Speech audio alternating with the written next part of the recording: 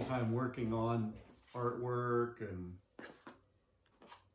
music, literature, whatever, I'm also working on my book series, Finding My Way in the Art World, which is, it's an examination of how does an artist go from stick figures in kindergarten to fine art paintings into his adult life, and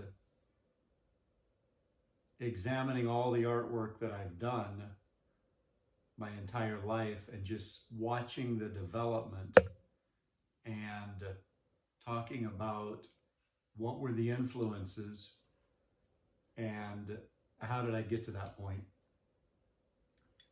So, and it'll also be an archive of,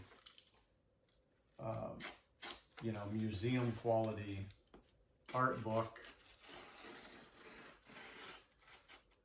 that lists all of the art that I've ever done.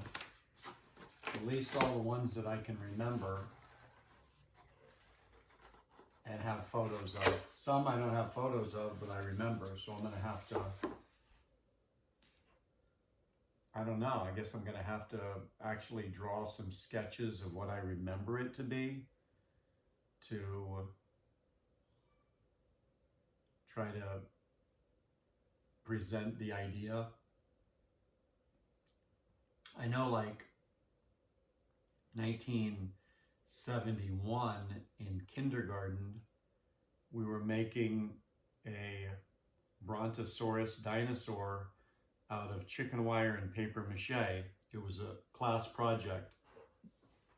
So it was the entire kindergarten class and me that worked on it.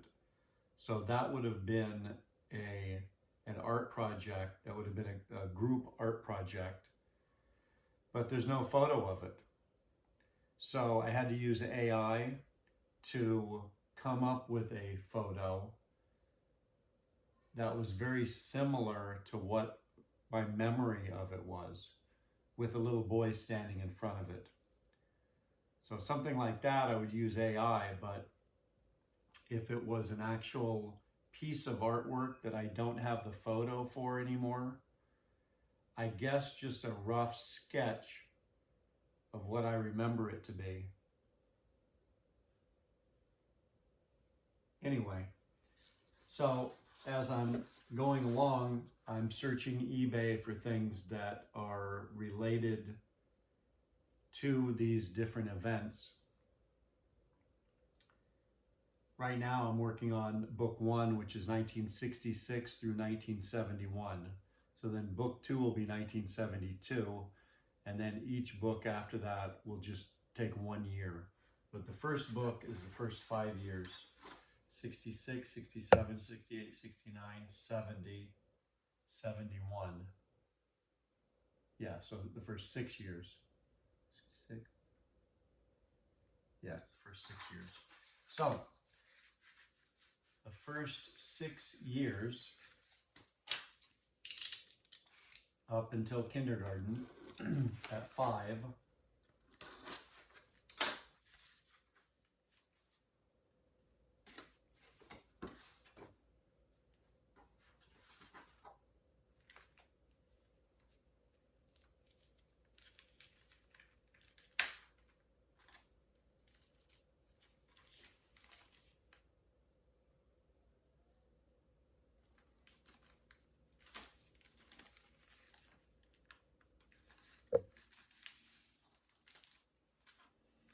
so then there's, it's going to be, every page is going to be 4 color of the book.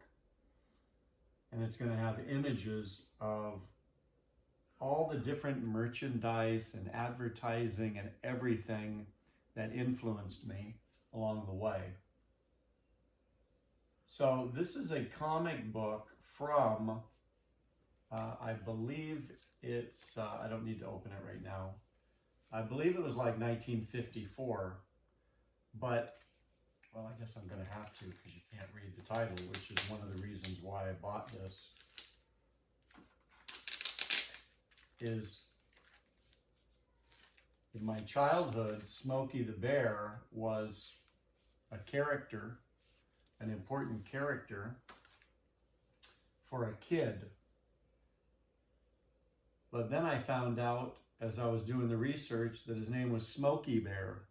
And I couldn't figure out why was I calling him Smokey the Bear my whole life. And then I found this comic book on eBay. And there it is, Smokey the Bear.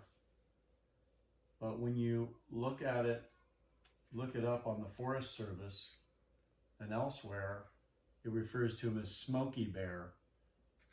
So let's see, in there, Smokey the Bear. Yeah, 1956. So that's why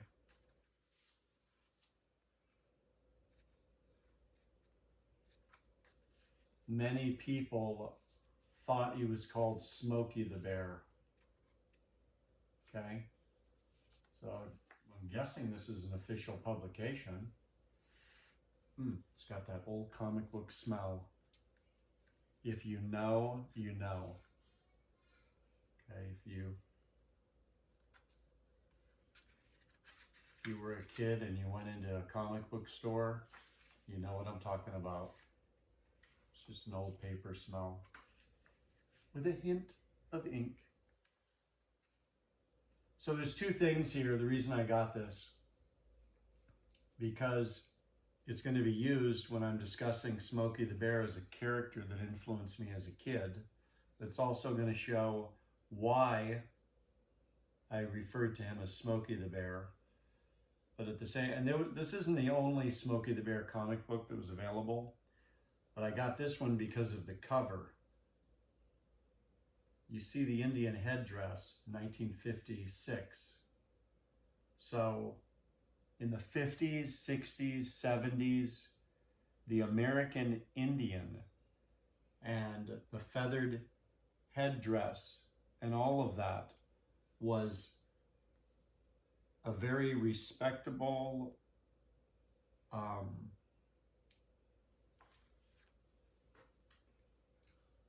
thing, that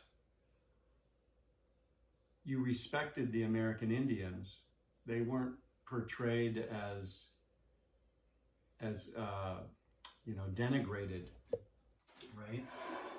But of course, a few years ago, they went through the whole, let's get rid of all American Indians in sports teams and Land O'Lakes butter. They got rid of that beautiful Indian maiden off of there. I mean, that was part of my childhood as well. I got these coins on eBay. Not that one. Right here. Okay. So, it's actually two. These two, and there's paper bills as well, but the American Indian in the American psyche during the 60s and 70s, the Indian head nickel with the buffalo on the back. Sometimes it's called the buffalo nickel. There's the buffalo. But the Native American Indian, 1937. So it wasn't really a 50s, 60s, 70s thing, but definitely all the way up into the 70s. They were still, remember the Crying Indian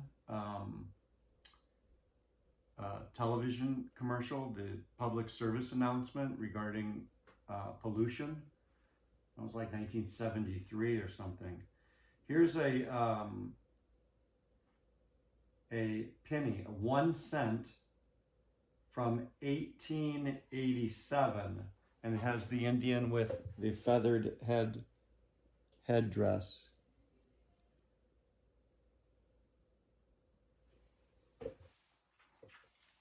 So my point here is the things that influenced an artist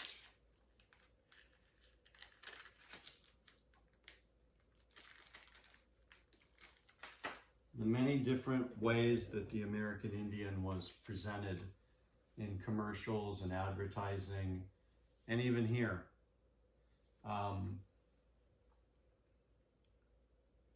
Yeah.